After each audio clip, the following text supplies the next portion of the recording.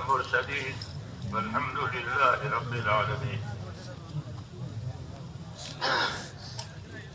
بزرگوں اور میرے پیارے بھائیوں، اللہ کے دربار میں بندگی، احتیاج یعنی اپنے آپ کو حاجت مند بنانا اللہ کے سامنے، اپنے آپ کو محتاج بتانا اللہ کے سامنے، یہ باتیں اللہ کو بہت پسند ہیں. اور یہی باتیں نبیوں کی زندگی میں ہوتی ہیں. وہ ایک ایک بات کے لیے، ایک ایک چیز کے لیے اپنے آپ کو اللہ کے سامنے محتاج اور فقیر بتاتے ہیں کہ اللہ میں فقیر ہوں، میں محتاج ہوں، انا البائس الفقیر، میں خوفزدہ ہوں، میں فقیر ہوں، ڈرا ہوا ہوں، آپ کی مدد چاہتا ہوں.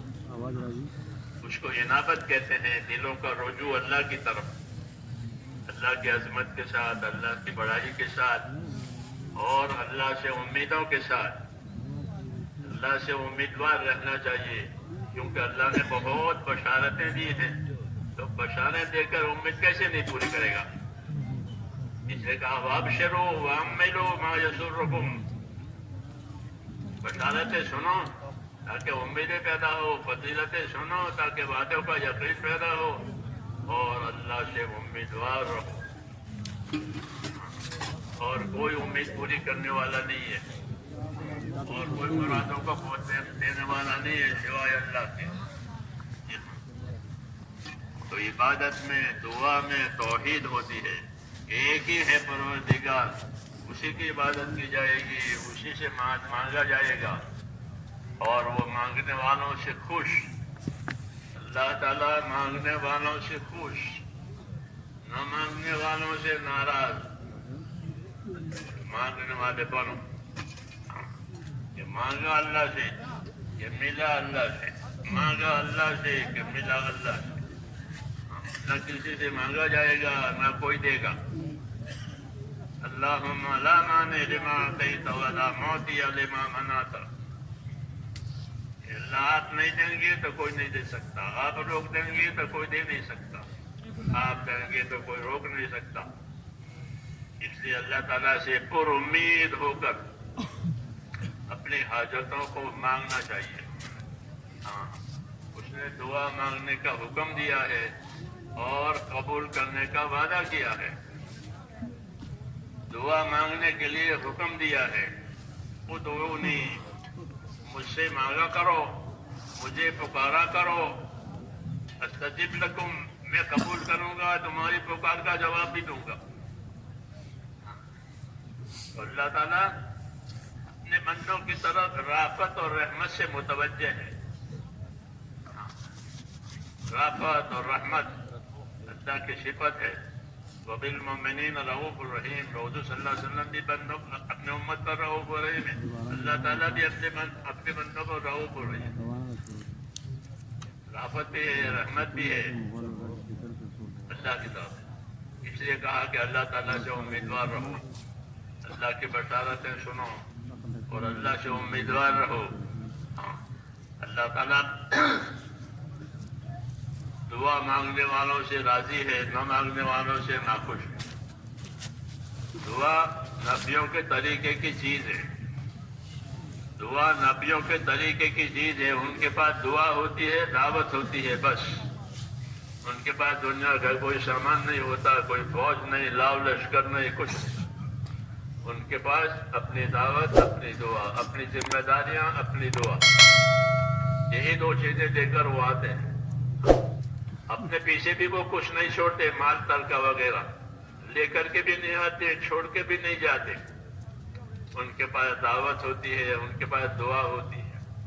ان کی دعاؤں سے بڑے بڑے مسئلے حل ہوتے ہیں. ہاں، ناممکن چیز ان کی دعا سے اللہ بنا دیتے. ایک چیز ممکن نہیں ہے لیکن دعا مانگیے کہ ہاں دعا قبول ہو جائے گی. اس لیے دعا نبیوں کی سنت ہے، نبیوں کی سنت ہے. اور نبی اپنی تمام حاجتیں دعاؤں کے ذریعے سے اللہ سے پوری کراتے، اور وہی طریقہ ہمارے لیے چھوڑا ہے کہ دعا مانگو اور دعا والے بنو. دعا والے بنیں گے عبادت سے، دعا والے بنیں گے عبادت سے، مزاج عبادت کا بنے.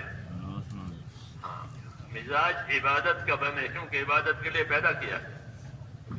تو جب عبادت کے لیے پیدا ہوئے ہیں تو مزاج بھی عبادت والا بنانا ہے کہ ہر کام میں اللہ کا بندہ بن کر زندگی گزارے، ذمہ داریوں کو بھی بندہ بن کر پوری کرے، ضرورتوں کو بھی بندہ بن کر اللہ سے مانگے.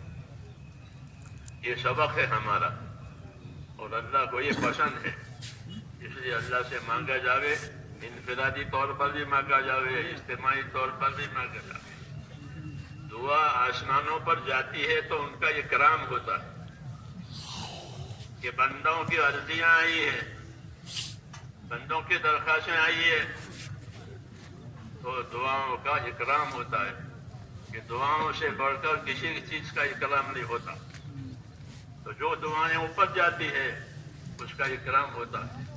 پھر دعا محفوظ بھی ہوتی ہے، مقبول بھی ہوتی ہے. محفوظ مقبول کا مطلب یہ ہے کسی دعا کا نتیجہ ابھی کے ابھی ظاہر کرنا ہے تو اس کی بات کو قبول کر کے اس کو اسی کے وقت نتیجہ دے دیتے ہیں، یہ لے لو. اور کسی دعا کو محفوظ رکھتے ہیں کہ اس کی مراد دوسرے وقت میں دینی ہے. تو دعا مقبول بھی ہوتی ہے، محفوظ بھی ہوتی ہے، مردود نہیں ہوتی. یہ یاد رکھو کہ دعا رد ہوتی ہی نہیں ہے. کتنا گنہگار آدمی دعا مانگے مگر وہ دعا عبادت ہے، وہ رد نہیں ہوگی.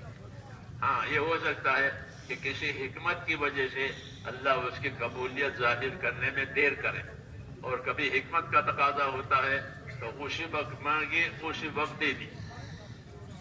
یہ ہوتا ہے. موسیٰ علیہ السلام نے اور ہارون علیہ السلام نے دعا مانگی کہ فرعون کا ظلم بہت ہو گیا ہے اور یہ آگے نکل گیا ہے، اس لیے اس کے حق میں بد دعا فرمائی، اور ہارون علیہ السلام نے آمین کہی. تو جواب آیا قد اجیبت دعوتکما، تمہاری دعائیں ہم نے قبول کر لی. ان کو دے دی بشارت کہ تمہاری دعائیں ہم نے قبول کر لی. لیکن دعا کا اثر 40 سال کے بعد ہوا. انہیں فرعون کے ہلاک ہونے کے لیے دعا مانگی تھی، وہ 40 سال کے بعد مرا. یہ ہے تو دعا قبول ہوتی ہے، کبھی اس کا اثر ظاہر کر دیتے ہیں فوراً، اور کبھی اس کا اثر دیر سے کرتے ہیں. تو یہ ہوتی ہے حکمت. ہاں، اس لیے اللہ کی حکمت بھی عمل کرتی ہے، اللہ کا فضل بھی عمل کرتا ہے. دونوں کام کرتے ہیں. اللہ کے فضل سے بھی کام ہوتا ہے اور بعض مرتبہ حکمت سے کام ہوتا ہے. تو حکمت بندہ جانتا نہیں ہے، اس سے وہ پریشان ہوتا ہے. تو ان کو گھبراؤ مت، حکمت کی وجہ سے کبھی دیر ہوگی، پھر بعد میں اپنے فضل سے تمہاری مراد پوری کر دی جائے گی. خدا گر پر حکمت بندہ دارے، کشایت و فضل دارے دی گرے. جو کہا کہ خدا گر پر حکمت بندہ دارے، کشایت و فضل دارے دی گرے، کہ اللہ نے حکمت سے اگر کوئی دروازہ بند بھی کر دیا ہے تو گھبراؤ مت، یہ دروازہ حکمت سے بند ہوا ہے، اب فضل سے دوسرا دروازہ کھلنے والا ہے. کیونکہ اللہ کے خزانے دینے کے لیے ہے، سمیٹنے کے لیے نہیں ہے. سمیٹنے کے لیے نہیں ہے. دنیا کے اداروں میں سمیٹا جاتا ہے، لاؤ لاؤ لاؤ. اللہ کے ہاں سمیٹنا نہیں ہے، بلکہ اللہ کے ہاں تو دینا ہی دینا ہے.